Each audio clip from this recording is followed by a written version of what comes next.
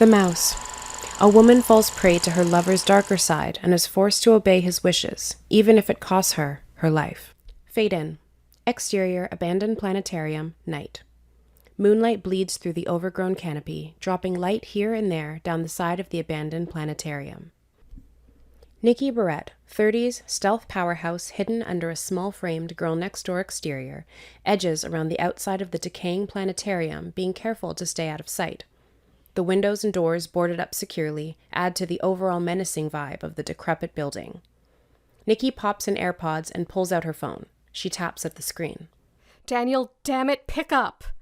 Toy has been missing for days. I know he did something. I know it.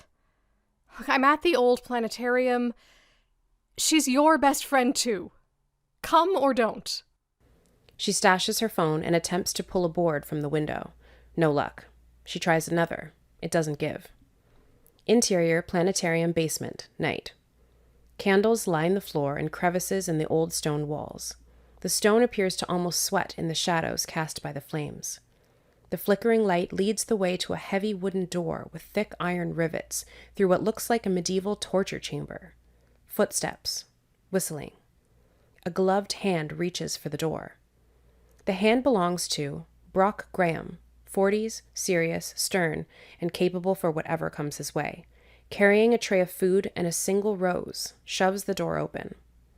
The dimly lit, candle-filled room is filled with BDSM equipment, a St. Andrew's cross, bondage bed, stool, a table, and a wheel. Brock's eyes go wide as he scans the room. Something's wrong. Toy? He drops the tray on a wooden butcher's table beside a host of BDSM toys. He storms around the room. He calms as his eyes fall on Toy Kane, 30s, frail, waif of a girl, cradled in a fetal position in the corner of the room, wearing a simple white negligee, reaches for him. He kneels beside her and strokes her hair. Did I tell you could move, my love? You know what I have to do now. He lifts her and her weak body collapses against him. But first you must eat. You need your strength. You're important to me, you know that. Toy tries to speak, but can't. Her purple lips and pale skin reveal her condition. Brock carries her to a wall of chains and sets her on the dank floor against the wall.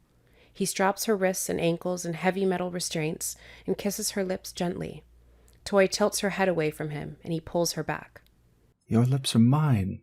Why do you make me do this? He places an animal collar around her neck and chains her securely to the wall. He kisses her again, but her lips don't respond to his touch. A tear falls down her cheek. He pulls away and stares at her for a moment. You must eat. Toy watches him with tear-filled eyes as he grabs the tray and approaches. He sets the rose beside her and smiles at her adoringly. Toy closes her eyes, trying not to look at him. You'll like this. Our first date. You couldn't get enough of it. He pushes a spoon of black rice towards her mouth. She draws her lips tight, refusing to eat. Oh, my stubborn one. Tonight we're going to have fun. He grips her mouth forcefully and shoves the spoon in, forcing her to eat. Toy recoils, gagging. Her body heaves, and she spits what she can out. Anger flashes in his eyes, and he rears his arm back, then drops it by his side. I can't hurt you. I could never hurt you. But you must obey, yes? A loud bang distracts him as he dips the spoon into the bowl. Toy, startled, watches with a hopeful expression as he tears out of the room toward the sound. She drops her weary head and weeps. Exterior, abandoned planetarium, night. Daniel Riggs, 30s, fit, gruff, and menacing, takes in the building.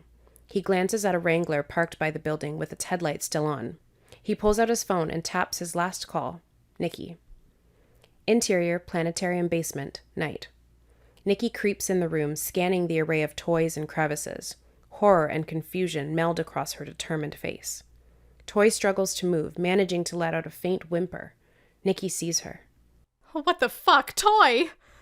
She rushes to her friend and struggles to take off the animal collar. Did he do this to you? I'll kill him. I swear to God I'll kill him. Fear flashes in Toy's eyes, and she shakes her head frantically in an attempt to warn her friend to look behind her. Nikki continues to fuss with the restraints, too occupied with her task to pay attention. A club smashes Nikki across the head, and she falls unconscious. Exterior, abandoned planetarium, night. Daniel, holding his phone, turns off the lights in the Jeep. Nikki, are you inside? I'm here. This is stupid, but I came. You know how she is about him. They probably just went away for the weekend again. Call me back. He disconnects the call and leans against the Jeep, waiting. Interior, planetarium basement, night. Brock, wild-eyed, tightens the animal collar around Toy's neck, this time too tight. She struggles to breathe. In his frenzied state, he doesn't notice her labored breaths. She gasps for air, watching him near. A body sealed tight in a latex vac bed. Nikki. Her entire body is vacuum sealed except for her lips. Nikki tries to move and can't. Let me out! Let me out! Brock kneels beside the bed and places his hand on her lips, cutting off her air supply. You stupid bitch, you never could just mind your own business. We just want to be alone. Nikki convulses and her body goes limp as he smothers her. Brock turns back to Toy. She isn't moving. My love, where were we? Brock's smile vanishes. Toy, my love? He rushes to her and drops by her side. Toy! He lovingly cradles her face in his palms. He notices she isn't breathing and yanks the animal collar from her neck. He drops his head in her lap and lets out a blood-curdling wail. Daniel enters the room and freezes at the sight of Nikki's dead body. His eyes scan the room, landing on Brock sobbing in Toy's lifeless lap. Dude, what the...